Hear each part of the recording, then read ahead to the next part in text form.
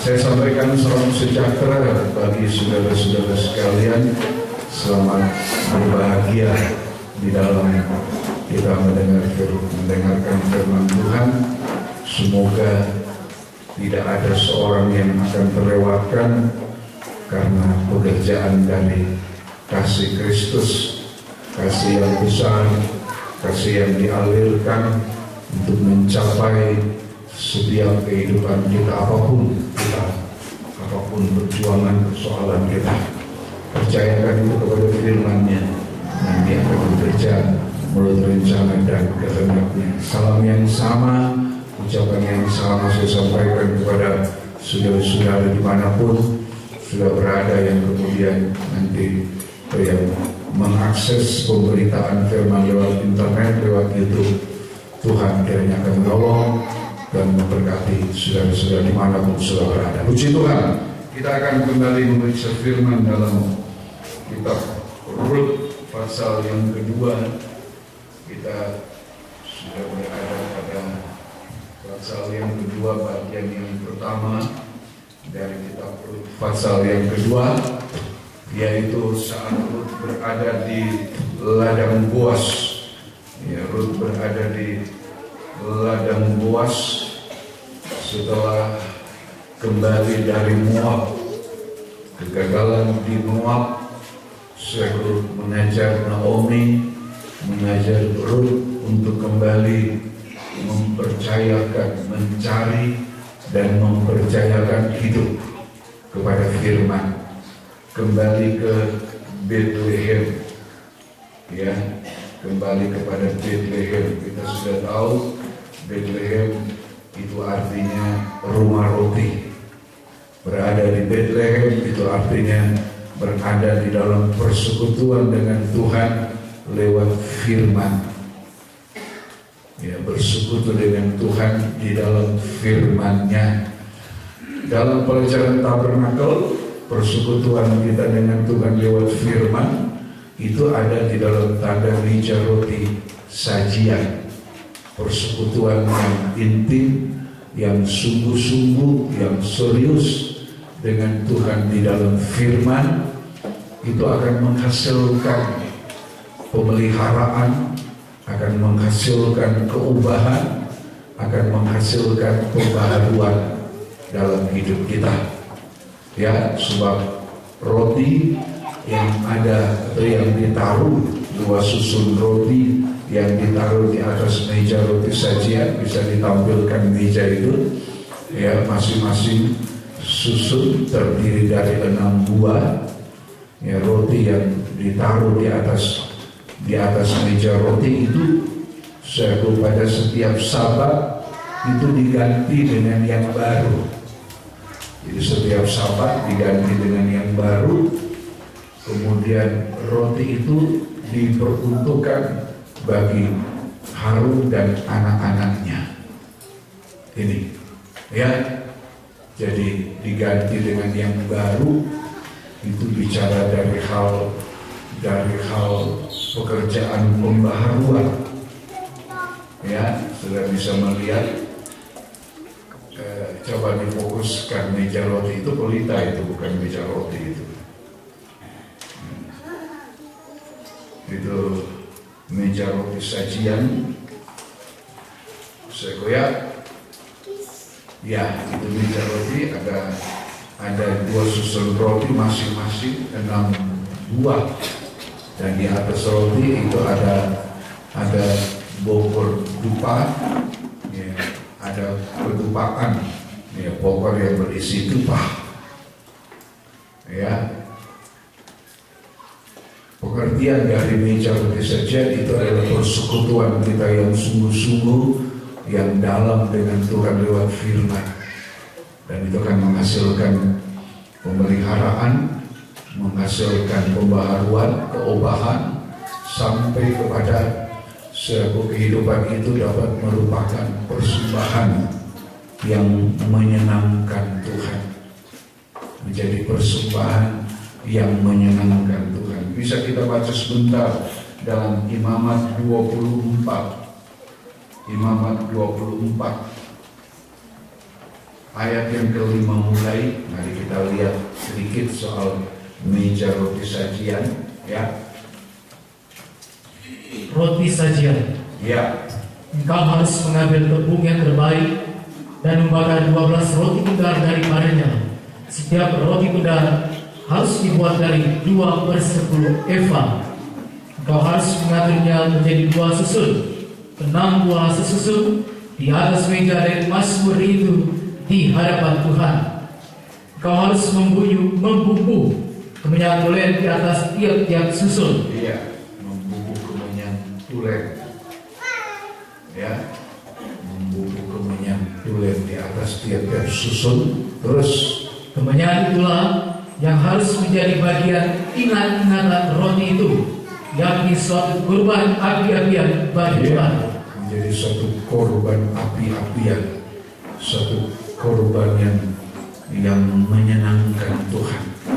Ini ada di atas 2 susun roti.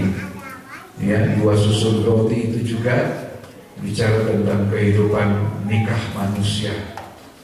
Ya, ada 2 susun roti, masing-masing 6. Angka 6 itu adalah angka manusia. Ada 2 susun roti, itu bicara tentang kehidupan suami istri. Tuhan merindukan nikah kita. Ya, kehidupan suami istri yang mengalami pekerjaan firman akan menjadi nikah yang dapat dipersembahkan sebagai persembahan yang menyenangkan, menjadi korban api-apian, suatu persembahan yang sangat menyenangkan hati Tuhan. Ya, ayat selanjutnya, Setiap hari Sabat, ia harus tetap mengaturnya di hadapan Tuhan. Iya, Itulah dari pihak orang Israel, Iya. suatu kewajiban perjanjian untuk selama-lamanya. terus Roti itu teruntuk bagi Harun serta anak-anaknya, dan mereka harus memakannya di suatu tempat yang kudus. Itulah bagian maha kudus baginya dari segala kurban api-apian Tuhan. Itulah suatu ketetapan untuk selama-lamanya. jadi setiap Sabat roti itu diganti. Itu bicara tentang pembaharuan. Kemudian roti yang diganti itu menjadi bagian atau menjadi haknya Harun dan anak-anaknya. Itu kehidupan yang melayani, yang ditahbiskan. Ya, itu roti itu menjadi pemeliharaan. Diganti itu bicara tentang pembaharuan. Firman yang mengerjakan pembaharuan sampai bisa menjadi kehidupan yang menyenangkan. Ya, jadi kalau kita mengalami pekerjaan roti firman, akan terjadi pembaharuan. Pembaharuan itu akan memuncak kepada kehidupan itu bagaikan korban api-apian, suatu persembahan yang sangat menyenangkan hati Tuhan, dicari oleh Tuhan. Begitu juga dengan hidup nikah kita. Nikah yang mengalami pekerjaan firman akan alami pembaruan sampai kepada puncaknya. Nikah itu adalah nikah yang sangat menyenangkan Tuhan. Selain itu, seekor roti yang diganti tiap Sabat itu menjadi bagian Harun dan anak-anaknya. Itu adalah bicara dari hal pemeliharaan Tuhan, persekutuan kita dengan firman yang sungguh-sungguh, ya, yang intens, yang sungguh-sungguh. Itu dari firman itulah kemudian kita terpelihara. Kita alami pemeliharaan dari firman. Ya, dari firman. Firman yang berkuasa menjadikan dari yang tidak ada menjadi ada. Firman yang berkuasa untuk memelihara hidup kita setiap hari, sebagaimana pemeliharaan Tuhan atas Israel di padang gurun. Setiap hari, setiap orang cukup mengambil 1 gomer.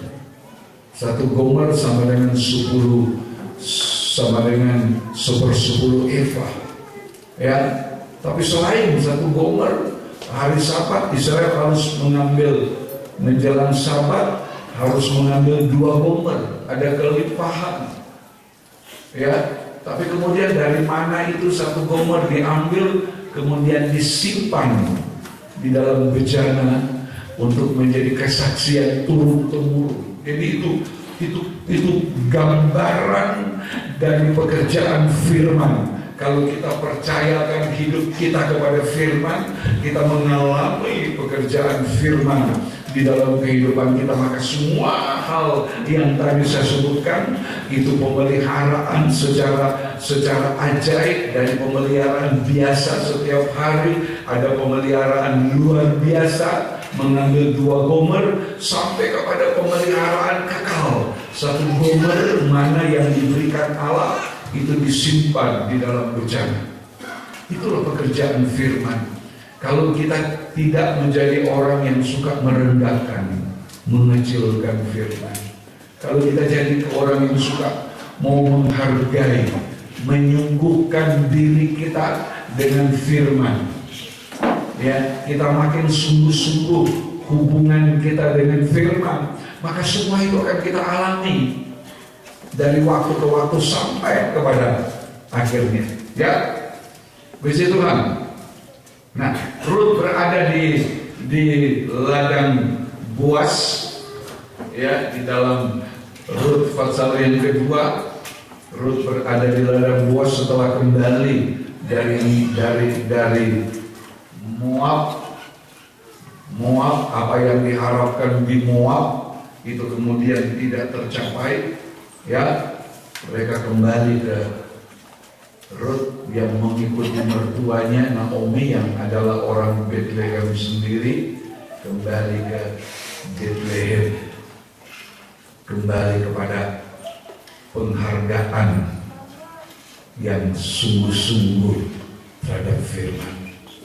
Memang biasanya begini, kejadian semacam ini biasa dialami oleh manusia, oleh orang-orang percaya. Nanti baru mau sungguh-sungguh ketika semua usahanya dia lihat mulai mengalami kegagalan, mulai tidak menguntungkan, baru mau sungguh-sungguh ingat firman. Nah, itu masih lumayan. Sebab ada orang di tengah-tengah keterpurukannya, dia bukan ingat firman, dia makin jauh dari Tuhan. Naomi di tengah-tengah keterpurukan, kegagalannya, dia ingat untuk kembali kepada firman, kembali menghargai, karena dia dengar ayat 1 pasal yang ke Rut 1 ayat 6, pasal 1 ayat 6, Rut 1 ayat 6, kemudian berkemaslah ia dengan kedua menantunya dan ia pulang dari daerah Moab, sebab di daerah Moab ia mendengar bahwa Tuhan telah memperhatikan umatnya dan memberikan makanan kepada mereka. Ya, jadi dia lihat perhatian Tuhan. Naomi kembali ke Moab, ingin kembali berada di dalam perhatian. Ya, ingin berada di dalam perhatian Tuhan. Perhatian Tuhan kepada manusia itu ada di dalam firman. Ya, karena itu kita harus mendengar firman. Dari mendengar firman kita tahu perhatian Tuhan. Dari mendengar firman kita tahu apa yang menjadi kehendak Tuhan di dalam hidup kita. Cuma dari firman. Saya lihat kita tidak bisa mencari tahu perhatian Tuhan hanya dengan berdoa, mungkin berpuasa. Itu memang tidak salah. Tapi perhatian Tuhan itu dinyatakan, ditujukan kepada kita itu adalah lewat firman, dari mendengar firman. Kita kemudian tahu apa yang menjadi kehendak Tuhan. Kehendak Tuhan itu adalah perhatiannya Tuhan kepada kita. Karena itu kita harus selalu berusaha untuk mengerti kehendak Tuhan. Kata Efesus 5, sebab dari mengerti kehendak Tuhan kita tahu apa yang harus kita kerjakan.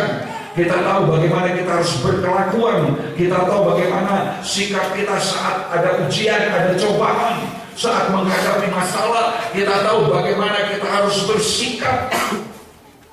Karena ada firman. Firman yang mengajar, firman yang mengingatkan, firman yang mengungkapkan, firman yang memberitahu kepada kita semua, ya. Nah, Rut pasal yang kedua kita sedang bicara tentang Rut yang berada di ladang Boaz, memungut setiap mengumpulkan setiap butiran dari gandum. Sebab dari gandum yang tercecer itulah kemudian Rut mengumpulkan dengan tekun satu demi satu, dari pagi sampai petang, ya, dari pagi sampai petang dia tidak berhenti, kata ayat yang ke-7, ya, sebagaimana yang disaksikan oleh pegawai dari Boaz yang mengatakan kepada Boaz bahwa perempuan ini setelah minta izin untuk memungut jelai gandum dari belakang penyabit, maka begitulah dia bekerja dari pagi sampai petang, dia tidak berhenti. Itu adalah sikap yang begitu sungguh-sungguh menghargai setiap butiran dari gandum. Menghargai setiap butiran dari gandum, dan itu yang dia kumpulkan dengan tekun. Satu ketekunan daripada Rut itu menghasilkan, membawa dia kepada menerima pemeliharaan, bukan pemeliharaan biasa, tapi pemeliharaan luar biasa. Ya, ketekunan Rut membawa dia sampai menikmati pemeliharaan Tuhan lewat kasih Allah. Saya sudah jelaskan beberapa kali, orang Israel di padang gurun hanya menerima setiap hari satu orang menerima, boleh mengambil satu gomer. Satu gomer itu sama dengan 1/10 eva. Sedangkan Rut satu hari Rut mengumpulkan gandum 1 eva. Satu eva itu sama dengan 10 gomer, 10 kali lebih banyak dari apa yang diambil oleh orang Israel, dari apa yang dipungut. Sebab orang Israel setiap pagi mereka harus memungut mana itu. Mereka harus berlomba dengan matahari sebelum matahari terbit, sebab matahari itu, panas matahari akan melelehkan mana itu embun beku yang turun pada malam hari. Pagi-pagi mereka harus memungut satu orang 1 gomer untuk pemeliharaan 1 hari, untuk kebutuhan 1 hari. Tapi Rut 1 hari Rut mengumpulkan lagi. Dibaca ulang ayat yang ke-17, Rut 2, ya. Maka ia memungut di ladang sampai petang, ya. Lalu ia mengirim dari punggungnya itu ada kira-kira seeva jelai banyaknya. Seeva. 1 eva itu sama dengan 10 gomer. Rut memungut 10 kali lebih banyak dari orang Israel. Padahal Rut itu cuma bangsa kafir. 10 kali lebih banyak. Itu artinya Rut mengalami pemeliharaan secara luar biasa, pemeliharaan yang berkelimpahan karena kasih, kesetiaan, ketekunan Rut terhadap perkara yang kecil, mengumpulkan sedikit demi sedikit. Itu bicara tentang kesetiaan, ketekunan terhadap perkara yang kecil. Itu membawa Rut menikmati kelimpahan kasih Allah. 1 eva 10 gomer. Angka 10 itu bicara tentang kasih Allah. Ada 10 hukum yang ditulis di atas 2 loh batu. Itu bicara tentang hukum kasih kepada Allah, kasih kepada sesama. Itu bicara tentang kasih. Rut menikmati kelimpahan dari hasil ketekunannya, kesabarannya, kesungguhannya. Rut menerima kelimpahan kasih Allah di dalam dirinya. Dan kelimpahan inilah yang kemudian pada puncaknya membawa Rut kemudian diangkat, diterima, diangkat, dijadikan sebagai mempelai perempuan. Dia dijadikan istri dari Boas. Digambar gereja Tuhan dari bangsa kafir yang diangkat, diterima, dijadikan sebagai mempelai perempuan Tuhan. Begitu luar biasa. Ya, tadi saya bilang kesetiaan, ketekunan Rut di ladang, menghargai mulai dari perkara yang kecil. Itu menghargai mulai dari perkara yang kecil itu adalah firman. Firman yang banyak kali dikecilkan orang. Sebanyak kali orang berpikir, ya saya sudah dengar firman lama, ya tapi ya tetap begitu. Karena itu begitu gampang, begitu banyak orang, begitu banyak kali dari kita, begitu gampang kita melupakan firman. Ya, begitu gampang kalau kita mau jujur, begitu gampang kita melupakan firman.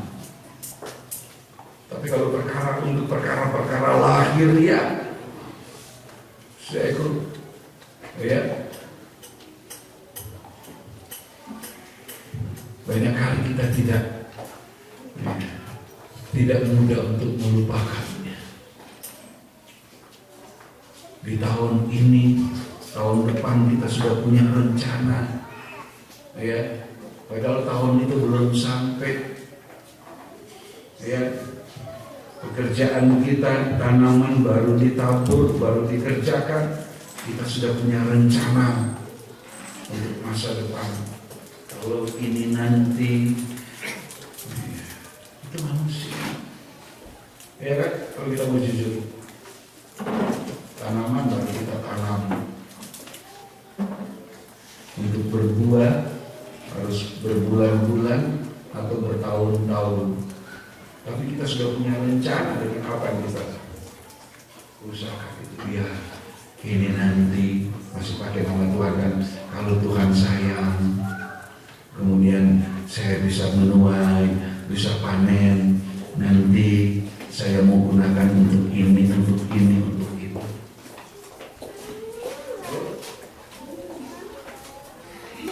Orang udah lupa. Tapi firman lain kali begitu gampang kita lupakan. Kenapa? Karena tidak tertanam seperti tanaman. Kan gitu kan? Kenapa begitu gampang orang melupakan firman? Karena tidak tertanam seperti tanaman. Karena itu mendengar firman bukan cuma mendengar, kita berusaha mengerti sampai firman menjadi iman, tertanam di dalam kita itu. Ya, firman yang menjadi iman akan dilupakan, dia tertanam. Ya, Yakobus pasal 1, kita lihat Yakobus pasal 1 ayat 21. Yakobus 1 ayat 21. Sebab itu buanglah segala sesuatu yang kotor. Ya, buanglah segala sesuatu yang kotor dan kejahatan yang begitu banyak itu. Ya. Dan terimalah dengan lemah lembut firman yang tertanam di dalam hatimu, yang berkuasa menyelamatkan jiwamu. Nah, kalau saya mau terus, kenapa firman Tuhan tidak bisa tertanam? Kenapa?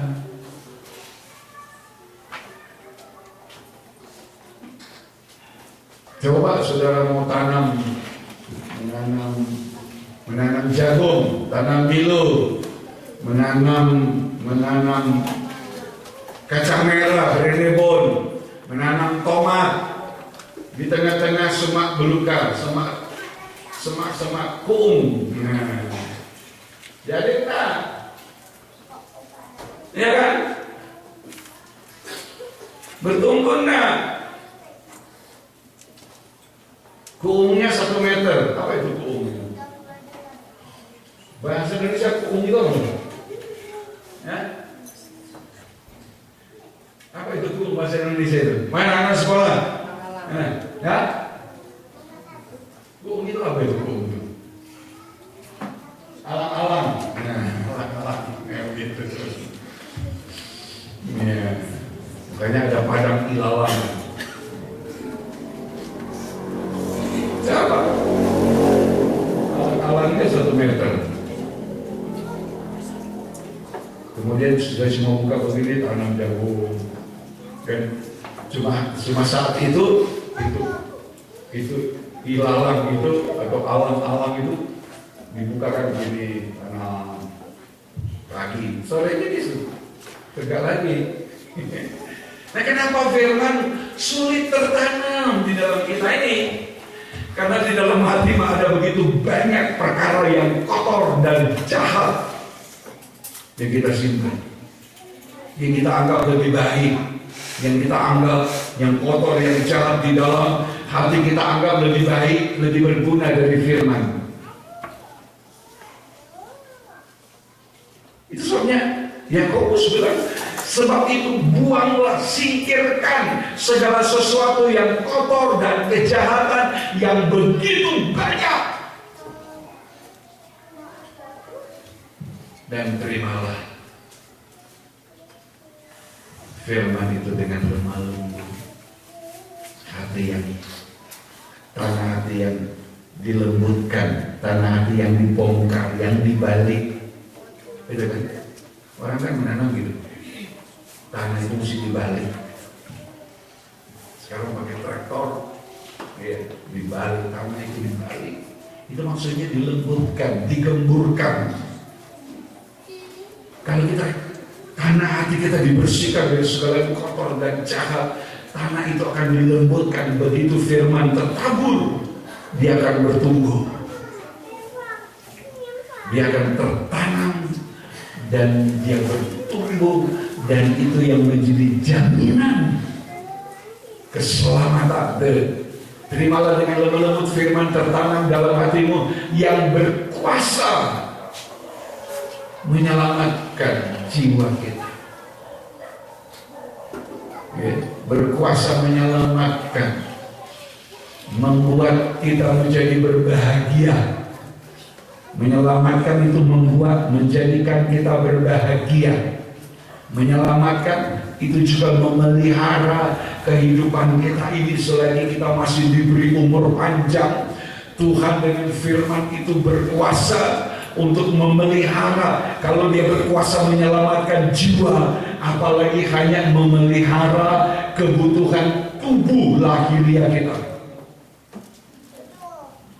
Tuhan berkuasa. Karena itu ayo coba mulai dengan sikap.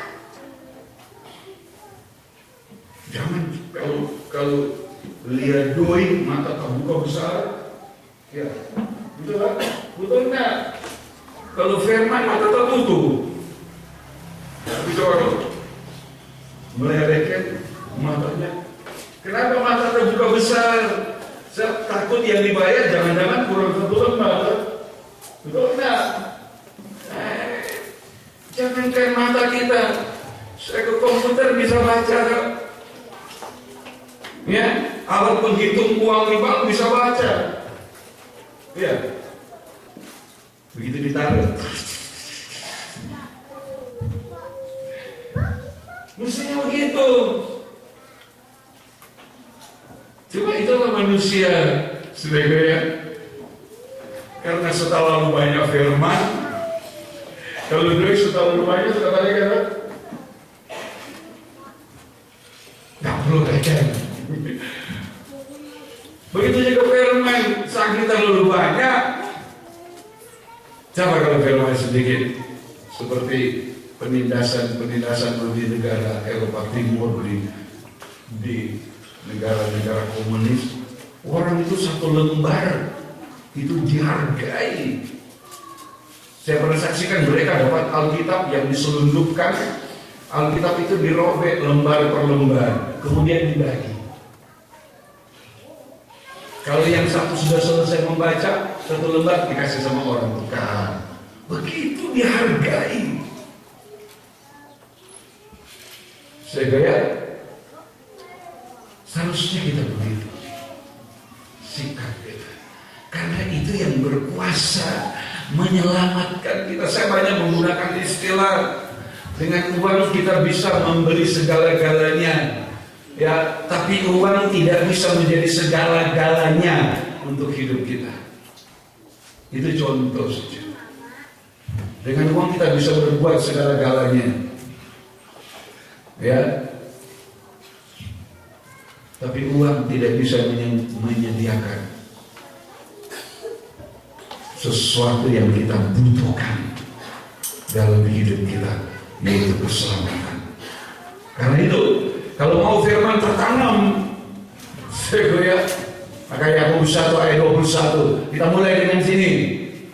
Mulai dengan proses membersihkan, membuang segala yang kotor, segala yang jahat yang ada. Dan itu hanya bisa dikerjakan oleh firman yang jauh lebih tajam dari pedang bermata dua. Ibrani pasal yang keempat.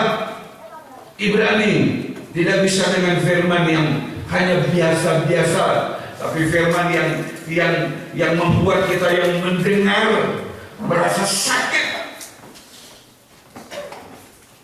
Ya, merasa sakit.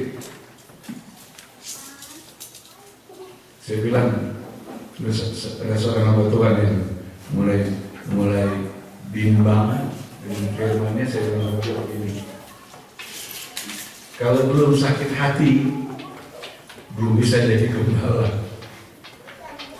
Dia bilang, apa saya mesti sakit hati dengan orang? Enggak, hati disakiti, sakitnya luar biasa. Sampai orang bisa menyanyi, sakitnya tuh di sini. Kalau belum bisa, satu waktu dia mengaku, iya bro, memang betul. Kalau belum bisa menang itu rasa sakit hati, tidak salah, disalahkan, tapi kita mau terima. Sudah menyampaikan firman dengan sungguh-sungguh, dianggap begini, dianggap begitu, tapi kamu terima. Sampai sakitnya di sini, saya baru bisa. Ya, belakangan dia bilang, oh iya betul. Juga saya bilang sama dia, belajar apa yang ada di sini, di hati, di pikiran, jangan selalu jadi ucapan, jangan selalu jadi perkataan. Sikap manusia kan begitu, ya. Begitu dengar langsung komentar, begitu dengar langsung komentar. Sampai jadi waktu kan jangan. Kamu dengar, ada di hati, ada di pikiran, ada di hati, mau suka bicara, itu tahan mulut. Nah,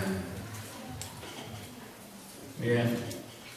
Kemudian dia mengaku beberapa waktu, iya ternyata betul.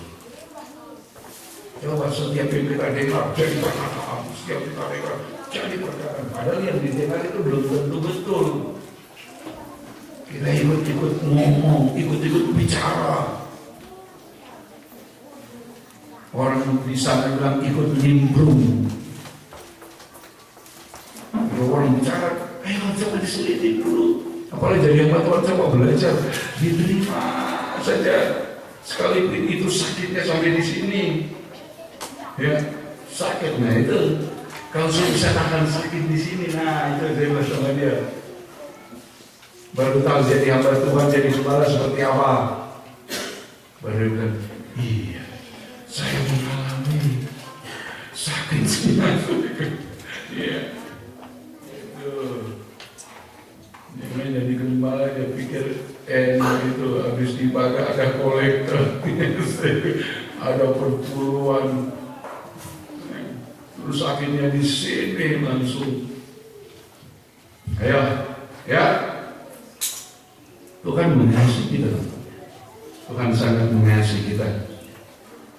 Ya, Tuhan rindukan. Baik, Ibrani 4 ayat 12 tadi. Gimana? Ya, Ibrani 4 ayat yang ke-12 dan 13. Sebab firman Allah hidup Untuk bisa menyingkirkan semua yang kotor, yang jahat, kata Yakobus 1 tadi ayat 21, maka kita membutuhkan firman. Firman yang membuat suatu daging ini terasa sakit. Ya, sebab firman Allah hidup dan kuat dan lebih tajam daripada pedang bermata dua mata, terus yang menusuk amat dalam sampai memisahkan jiwa dan roh, sendi-sendi dan sumsum. Dia sanggup membedakan pertimbangan dan pikiran hati kita. Terus. Dan tidak ada satu makhluk pun yang tersembunyi di hadapannya. Sebab segala sesuatu telanjang dan terbuka di depan mata Dia, yang kepadanya kita harus memberikan pertanggungan jawab. Ingat, apapun keadaan kita, satu waktu semua harus memberi pertanggungan jawab. Mau sekarang sungguh-sungguh, mau tidak sungguh-sungguh, atau suatu mengabaikan firman, mau bertekun dalam firman, semua itu ada pertanggungan jawab sendiri-sendiri. Ya, sebab semua yang kita kerjakan itu harus dipertanggungjawabkan. Tidak bisa minta tolong orang lain mempertanggungjawabkan, tidak bisa titip pesan, pertanggungan jawab sendiri-sendiri, masing-masing harus mempertanggungjawabkan. Ya, harus mempertanggungjawabkan. Kita tidak bisa titip. Ya, kalau boleh titip, bilang akan di sana nih. Kita tidak bisa hadir karena begini, begitu, begini. Nah, gitu. Masih boleh, ya. Tapi ada satu waktu kita sama sekali suatu harus secara pribadi. Pasal 13 Roma, pasal 13 ayat 12. Roma 13 ayat 12. Hari sudah jauh malam. Ya. Roma 13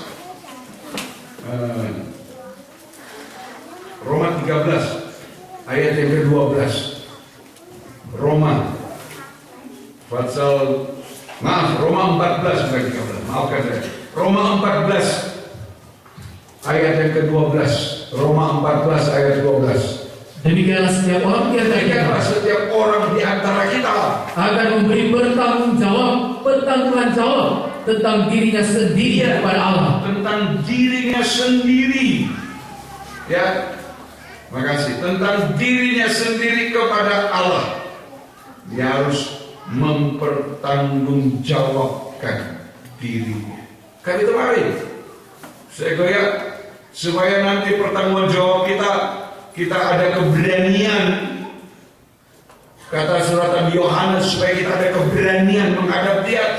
Mari kita mulaikan dengan hidup yang Yakobus 1 ayat 21, membuang segala yang kotor, segala yang jahat, sehingga memberi kesempatan firman yang didengar itu tertanam, bertumbuh, menghasilkan keubatan, mengerjakan pembaruan. Bukan sekedar firman untuk pemeliharaan, tapi firman untuk pembaruan, firman untuk keubatan. Tadi kita sudah mulai dengan roti di atas meja roti sajian. Itu bukan cuma pemeliharaan, tapi untuk keubatan, untuk pembaharuan. Kita membutuhkan mencari firman, bukan hanya untuk sekedar pemeliharaan, iya pasti, tapi sebagaimana supaya kita berubah. Dan untuk bisa berubah, untuk bisa mengalami pembaruan, tidak ada jalan lain selain dari kita harus mau terkena firman. Jangan suka mengelak dari firman. Kalau kita suka mengelak dari firman dengan membenarkan diri, satu waktu kita akan tersingkir seperti Yudas yang tersingkir ketika di perjamuan malam terakhir Tuhan bicara tentang seorang di antara kamu akan menyerahkan aku. Yudas bilang sama Tuhan, bukan aku ya Tuhan. Yudas mengelak, walaupun dia tahu yang dimaksud Tuhan, yang dimaksud dengan firman adalah Dia, tapi masih mencoba mengelak dengan membenarkan ini. Bukan aku, tapi orang lain. Itu lain kali sikap kita. Ayo, beri kesempatan firman bekerja. Ibrani 4 ayat 12 tadi, firman itu hidup, kuat, dan lebih tajam dari pedang bermata dua. Di hadapan firman, tidak ada sesuatu yang tersembunyi.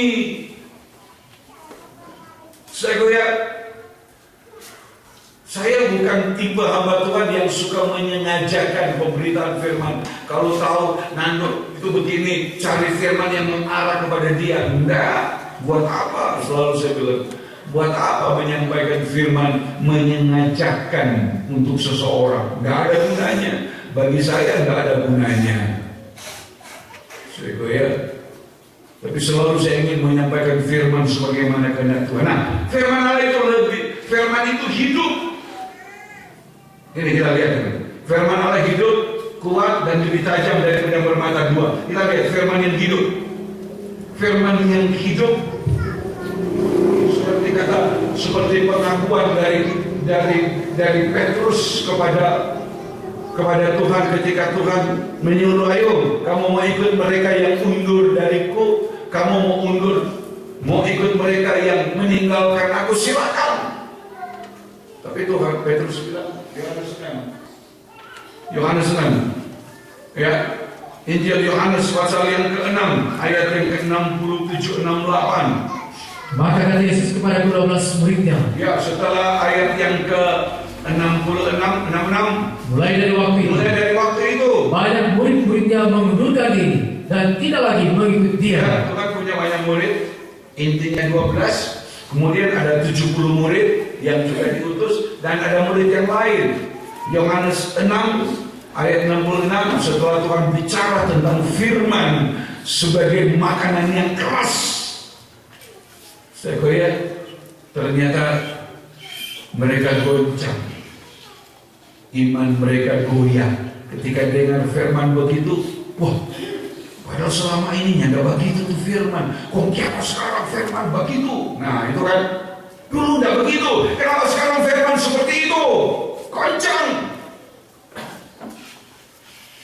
Ya, coba ayat sebelumnya. Ya, ayat yang ke-60 sampai 61.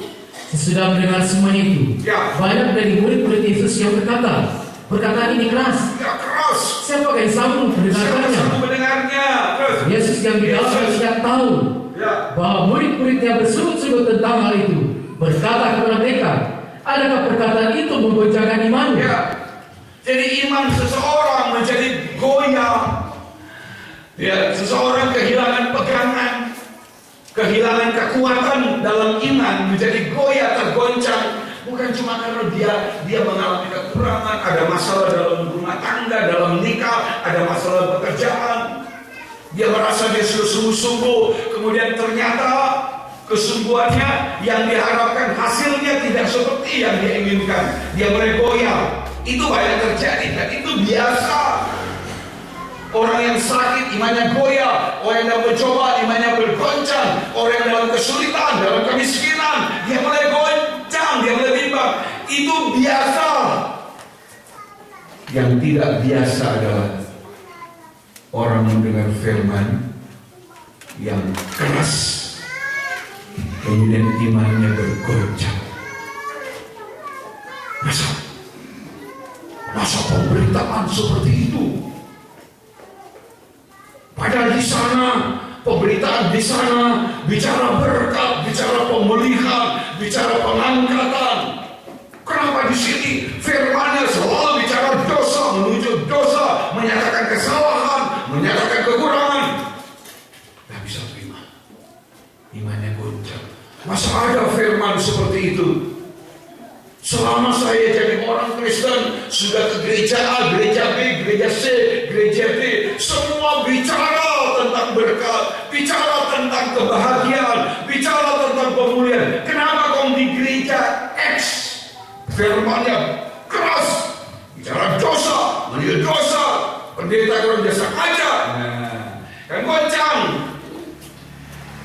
Tadi saya bilang orang goncang kalau masalah di dunia ini biasa itu.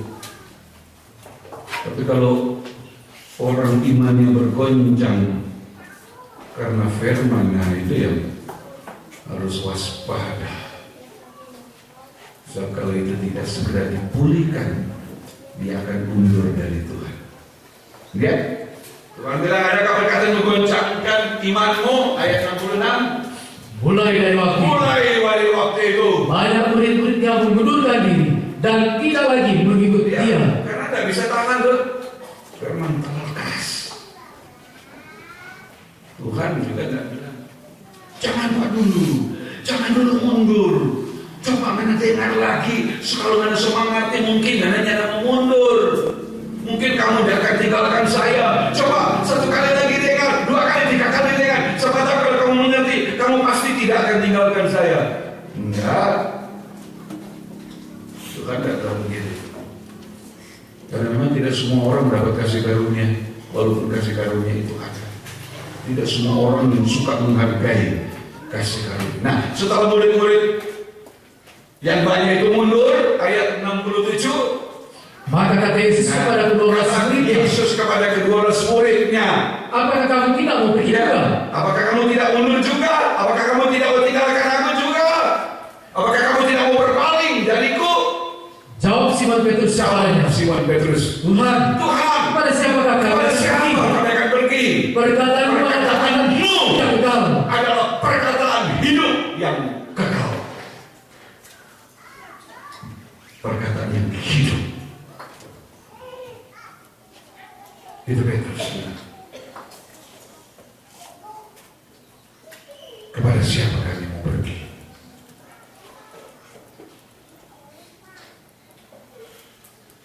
Kemana kami mau pergi? Kepada siapa kami mau bergantung? Kepada siapa kami mau mengharapkan jaminan hidup kekal? Tidak ada. Tapi pada perkataanmu. Perkataanmu adalah perkataan hidup. Itu hidup yang kekal. Ibrani 4 ayat 12, firman Allah adalah hidup. Hidup. Di sini Ibrani 4 ayat 12, perkataan firman Allah adalah hidup. Itu artinya dia sanggup menghidupkan kita, ya, dia sanggup menghidupi kita, memelihara kita, tapi juga dia sanggup membawa kita kepada hidup yang kekal. Itu Ibrani 4:12, sebab firman Allah adalah hidup, bukan perkataan manusia, perkataan mati. Perkataan manusia itu perkataan mati, ya. Walaupun ada kegunaannya, tapi perkataan manusia kan perkataan mati. Banyak orang ahli pikir, ahli sastra bikin apa namanya, kata-kata mutiara, ya, terus bikin pelajaran di sekolah apa namanya itu, saya lupa sesuai. Yang kata-kata bijak itu semua apa namanya istilahnya? Bikin pepatah. Nah, ya. Asam di gunung, garam di laut, bertemu di mana? Ya itu bertemu di belakang. Kan gitu. Nah, itu kan. Kan itu kata-kata bijak semua. Ya, gitu kan. Seperti dia sama istrinya sekarang kan, ya kan, istrinya dari sana, mereka bertemu di mana? Mereka menjadi satu, asam di gunung, garam di laut, jadi satu di belangan. Itu mereka disatukan dalam nikah. Banyak pepatah-pepatah bijak yang bisa dipegang, memberi manfaat. Ya, yang memberi kegunaan bagi kita. Banyak sekali pepatah. Tapi Tapi itu tidak menjamin hidup kekal. Ya, banyak. Itu kata-kata bijak. Ada udang di balik batu. Ya, apa dia arti? Ada maksud tertentu. Nah, itu kan, kita tahu itu maksud. Apalagi kalau lagi masih single, ya, masih jomblo. Tahu jomblo? Ya. Ketemu senyum. Nah, hati-hati jangan senyum itu. Orang bilang, hati-hati itu ada udang di balik batu. Ada kok dia mau dia ketawa ya. Padahal biasanya tidak ketawa. Tapi sekarang ketemu sulit. Ketawanya bagus. Ketawanya malu-malu. Malu-malu kucing. Ya kan? Ada banyak kata-kata bijak di dunia ini. Tapi tidak ada satu kata bijak manusia yang bisa memastikan kalau engkau percaya ini kamu masuk hidup kekal. Sebab firman. Sebab firman itu hidup. Hidupnya firman itu adalah dia berkuasa memelihara, menghidupi kita di dunia ini. Saat kita dalam kekurangan, dalam pencobaan, dalam masalah, dalam kesulitan, firman selalu menghidupi kita untuk mengerjakan semua itu. Tapi lebih dari itu, firman yang hidup itu adalah firman itu sanggup dan dia satu-satunya menjadi jaminan untuk kita bisa memiliki hidup kekal. Ya, dia satu-satunya menjadi jaminan hidup kekal. Itu diberikan oleh Tuhan. Perkataan firman itu perkataan Allah, perkataan yang kekal. Kemudian firman Allah yang hidup itu firman juga kuat. Ya, kuat. Firman Allah itu hidup dan kuat. Terjemahan lain bilang, terjemahan lama, berkuasa. Ya. Terjemahan lain menerjemahkan dengan kata berkuasa. Terjemahan lama bilang begini, karena kalam Allah atau firman Allah itu hidup dan berkuasa. Terjemahan baru bilang firman itu kuat. Jadi kalau kita mau mengalami firman yang tadi saya mengatakan, firman Allah yang hidup, yang kuat, lebih tajam dari pedang bermata dua, itu yang sanggup menolong. Sanggup menolong kita untuk membuang segala yang kotor di dalam kita, semua kejahatan yang tersimpan di dalam hati. Itu hanya bisa dikerjakan oleh ini. Firman yang hidup, dinyatakan hidup. Firman yang kuat. Ya. Firman yang kuat dalam menolong kita untuk menyelesaikan. Bukan saja kuat memberi kita kekuatan saat kita dalam pencobaan, saat kita ada masalah, saat kita dalam kesulitan. Firman itu kuat untuk menolong, tapi juga kuat di dalam menyelesaikan. Dalam menyelesaikan semua masalah dosa kita, semua masalah kejahatan, dia kuat. Ya, kalau orang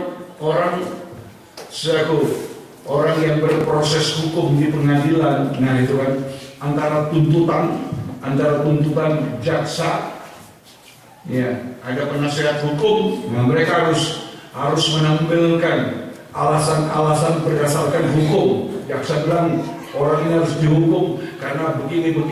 Penasehat hukum bisa pakai pasal-pasal lain, ayat lain dalam, kalau itu hukum pidana, dalam KUHP menurut pasal ini, nomor ini mengatakan begini. Jadi apa yang dituntut oleh jaksa itu tidak beralasan. Siapa lebih kuat? Ya, argumentasinya. Siapa lebih kuat? Pendapatnya, dasar hukumnya itu bisa dimenangkan oleh hakim. Nah, kita firman yang kuat Bukan cuma kuat memberi kita kekuatan mengenai masalah, tapi kuat dalam kita menghadapi dosa, menghadapi semua kejahatan.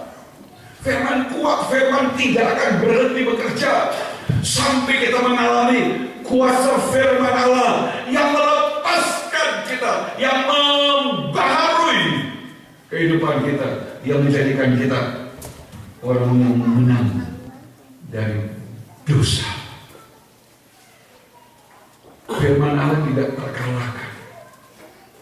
Satu hal yang harus kita pastikan dalam hidup kita,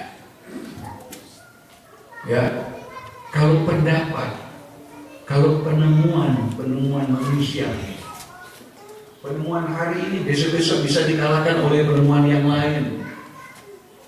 Ya, dulu ketika handphone pertama kali keluar, beratnya luar biasa, cuma sepotong, beratnya, tebalnya. Kemudian ada yang kemudian menemukan handphone yang lebih ringan, lebih tipis, dan lain sebagainya. Begitu terus, kemudian aplikasi-aplikasi di dalamnya. Dulu cuma nelponnya cuma terbatas, ya. Dulu belum punya kamera. Kemudian ada orang menemukan, oh ada handphone bisa ada kameranya, sehingga orang bisa selfie. Kalau perempuan selfie, kalau laki-laki dolphin. Ya betul, nggak apa-apa, sudah ketawa. Kan perempuan kalau motret sendiri kan selfie. Nah kalau laki-laki motret sendiri, itu dolphin namanya. Tidak apa-apa, saudara. Ayo dolphin. Saya tidak tersinggung. Oh, cuma istilah, oh marah. Tiba-tiba di samping saya, dia mau potret itu, yang lagi, ayo taruh selfie kan. Terus disebut, ayo taruh dolphin. Tidak apa-apa, saya nggak mau marah, saya nggak tersinggung. Ya. Kan itu, terus ada kamera, setelah ada kamera satu, muncul lagi ada yang menemukan, oh bisa dua kamera. Ya, dulu memotretkan kameranya di belakang, nggak tahu semiringnya bagaimana. Sekarang bisa motret sambil menghadap. Oh iya begini, atur dulu. Nah, nggak tahu kan? Jadi selalu ada yang menemukan lebih dari yang lain, karena tidak ada yang kekal. Tapi firman itu pekerjaannya luar biasa. Dia tetap kuat dan dia tidak bisa dikalahkan. Kekuatan firman, terjemahan nama dan kuasa firman tidak bisa dikalahkan oleh apapun yang ada di dalam dunia ini. Itu kekuatan firman, itu kuasa.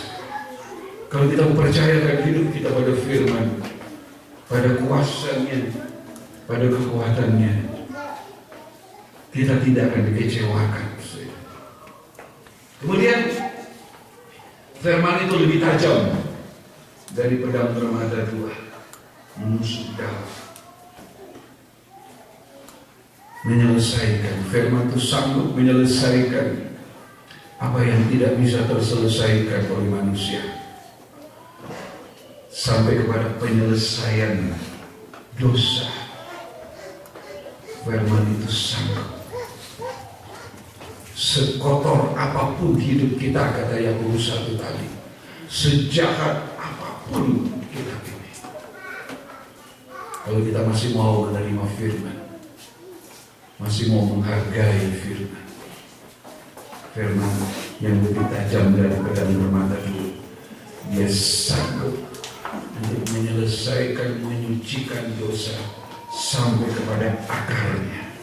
Dimulai dari akar, menusuk amat dalam, itu artinya dimulai dari akar dosa itu sampai kepada dosa yang sudah berakar, sudah menyebar bagaikan penyakit tumor atau kanker, sudah menyebar, akarnya menyebar. Firman Allah sanggup. Ya, saya kalau tidurnya di penyakit tumor atau kanker yang sudah stadium yang lanjut atau dimulai dari yang biasa, ya tidak dioperasi, di kemoterapi. Saya kira itu akarnya mau dihanguskan, dimatikan. Itu kalau orang mau, ada yang sudah tidak mau, sudah biasanya begini, tapi saya asal saya mau mati dalam Tuhan. Ada yang masih mau. Ada yang sekalipun di kemo juga ya sudah tidak bisa tertolong. Tapi firman Allah menusuk dalam itu artinya mencapai sumber akar dari dosa, di mana dosa itu berakar. Mungkin ada di dalam hati yang paling dalam, yang gak ada orang lain yang tahu. Tapi Tuhan mau menolong kita, karena Dia yang menguji hati, ya, pikiran kita. Dia sanggup membedakan pertimbangan hati kita. Mulut kita boleh mengatakan, oh enggak, tapi ingat, firman mencapai apa yang tidak diucapkan oleh mulut. Lain kali, kalau dosa kita suka berdalih, kita suka bikin alasan, oh enggak, saya bukan begitu, cuma karena, makanya firman lihat apa yang ada di dalam hati, di dalam pikiran. Dia menusuk kau untuk menghancurkan, memutuskan semua akar dosa. Sehingga tadi saya bilang berdasarkan Yakobus 1, betapapun kotornya hidup kita. Yesaya bilang dari kepala sampai telapak kaki itu semua ditandai dengan bisul-bisul. Tidak ada yang baik. Tidak ada yang baik. Sudah begitu kotor. Sampai rasanya tidak ada satu hal lagi yang benar di dalam kita. Ayo, firman Allah itu sanggup berkuasa. Dia sanggup, dia berkuasa untuk menolong, untuk menyelesaikan, untuk mengerjakan hidup kita. Ya, dia sanggup. Kalau kita mau. Sebab saya banyak kali mengatakan Tuhan dapat melakukan segala-galanya. Tapi ada satu hal yang Tuhan tidak dapat lakukan di dalam kita, adalah kalau kita tidak percaya. Kita sudah mengeraskan hati, maka Tuhan tidak bisa bikin apa-apa lagi.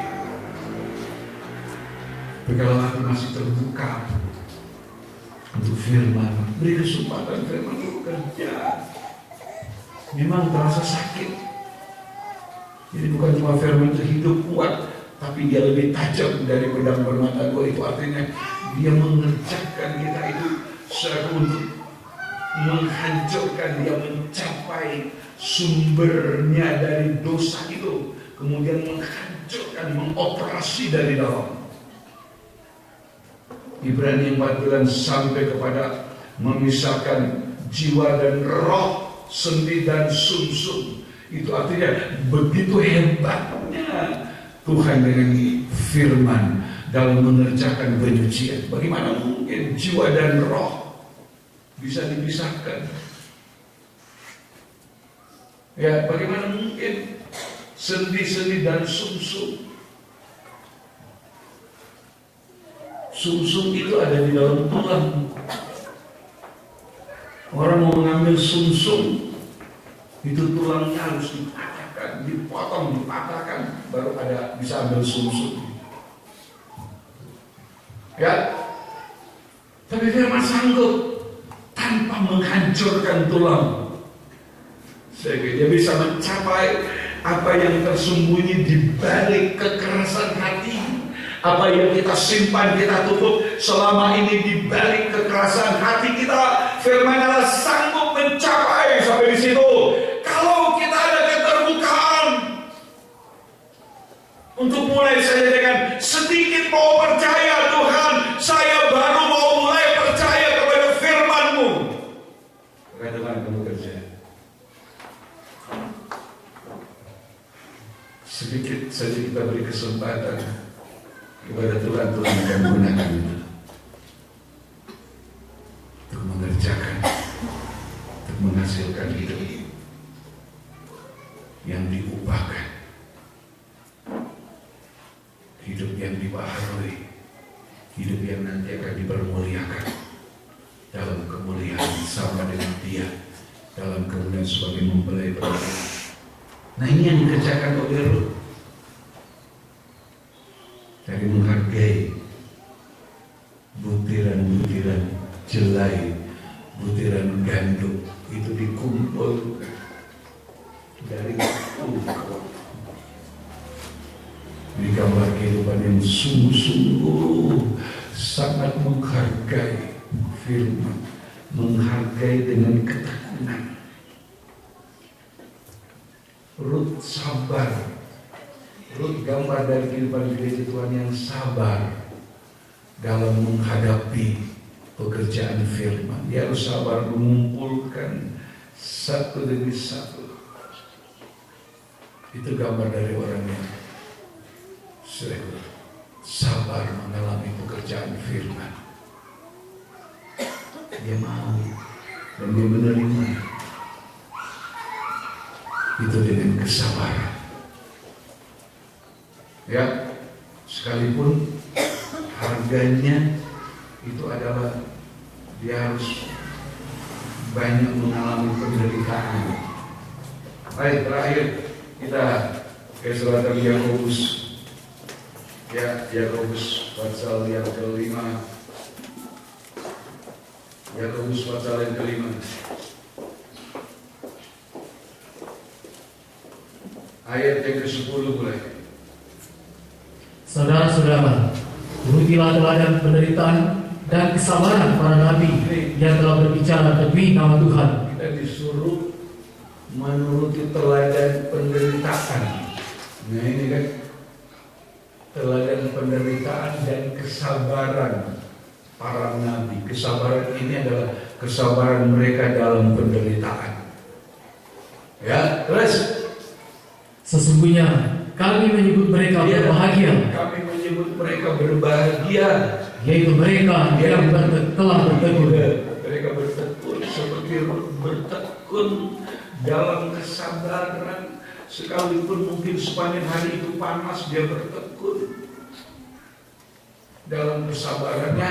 Ayat 11 mengatakan kami menyebut mereka berbahagia, yaitu mereka yang telah bertekun.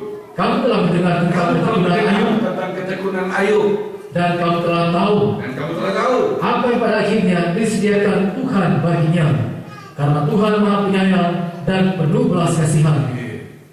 Dan kita kemudian tahu apa yang diterima oleh Ayub. Ayub itu dipulihkan 2 kali lipat karena kesabarannya, ketekunannya dalam penderitaan. Kenapa? Sebab di tengah penderitaannya, firman itu mulai menyatakan satu persatu, mengungkapkan kesalahan Ayub sampai kepada yang tersembunyi, dosa yang tersembunyi di hati yang paling dalam dari Ayub, yaitu kebenaran dirinya sendiri. Ayub sangat dikenal orang di zamannya, orang yang baik hati, orang yang pemurah, suka membagi, suka memberi, suka melayani. Tuhan sendiri bilang dia orang yang taat, saleh, jujur, takut akan Tuhan. Tidak ada yang tahu kalau Ayub itu sebenarnya adalah orang yang hidup dengan kebenaran diri.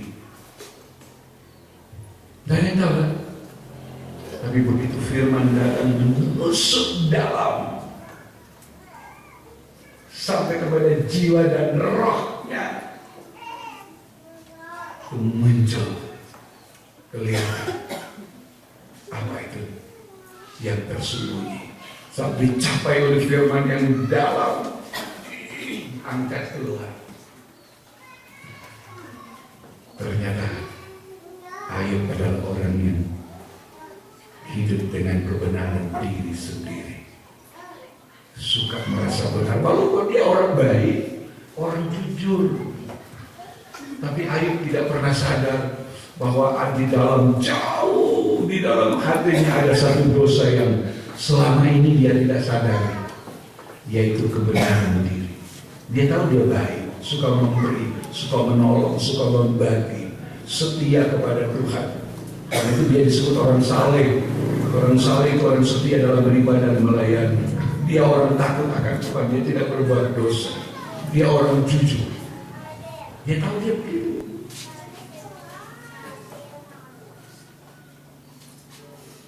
Dia tidak tahu kalau ada sesuatu yang ada di dalam tersembunyi yang bisa menyebabkan dia tidak bisa masuk surga. Kalau untuk sekarang, yaitu kebenaran diri sendiri. Begitu kuatnya dosa kebenaran diri sampai dia bisa menyalahkan Tuhan. Tuhan mengambil hakku, aku benar tapi aku disalahkan. Dia nggak sadar itu. Kalau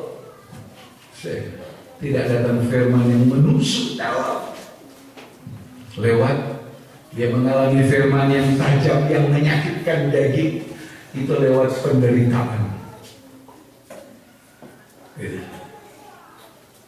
Jadi jangan pikir firman yang tajam tiba-tiba seperti benda datang menusuk, itu pembunuhan.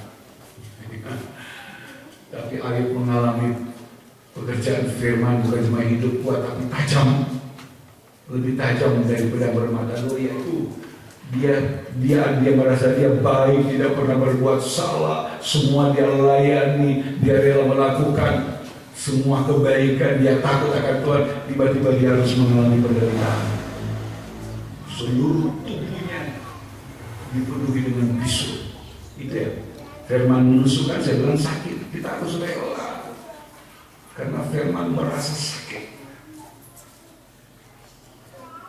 Itu Ayub mengalami betapa sakitnya sampai istrinya bilang, ayo lihat Tuhan yang kamu sembah tidak bisa menolong kamu, tidak membela, lebih baik kutuk dia dari sekarang.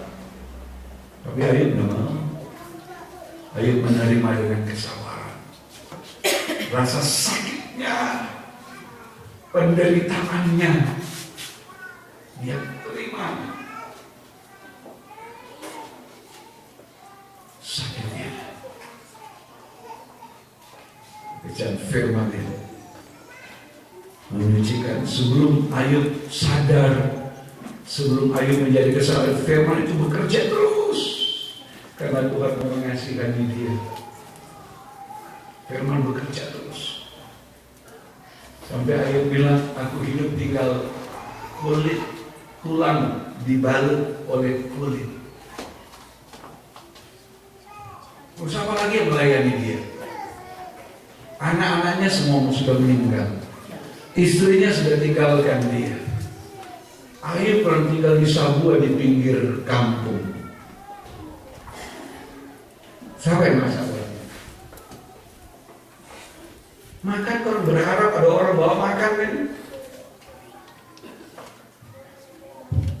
Mungkin kalau di sini ada orang mungkin di Kobong, di ladang melihat, aduh belum makan, berbagi akan menjadi malu dengan dia. Itu pun kalau ada yang lewat situ. Kalau darah bisa berhari-hari tidak makan. Ayub, Alkitab bilang ini, Ayub sabar dan dia bertekun di situ. Kesabarannya dalam pekerjaan penyucian sudah membuat dia sadar, oh iya, Tuhan ternyata saya selama ini salah, saya merasa benar. Sekarang saya tarik semua perkataan saya. Saya memang orang yang tidak layak, tidak ada yang bisa saya banggakan. Ayub duduk di abu dan debu. Dan begitu dia menyadari kesalahan, pemulihan, penyucian, pekerjaan firman selesai, Ayub dipulihkan. Semua yang hilang dikembalikan oleh Tuhan 2 kali lipat. Tuhan memberkati kita semua. Haleluya. Kebenaran firman Tuhan membawa kita untuk mengalami perkara-perkara yang tidak terbatas, tidak bisa dibatasi oleh apapun, oleh masalah, oleh kesulitan, oleh cobaan. Firman Tuhan sanggup untuk mengerjakan semuanya, sekalipun jauh melampaui akal pikiran kita. Ya,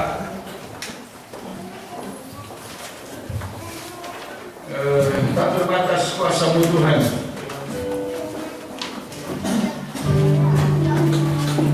Haleluya.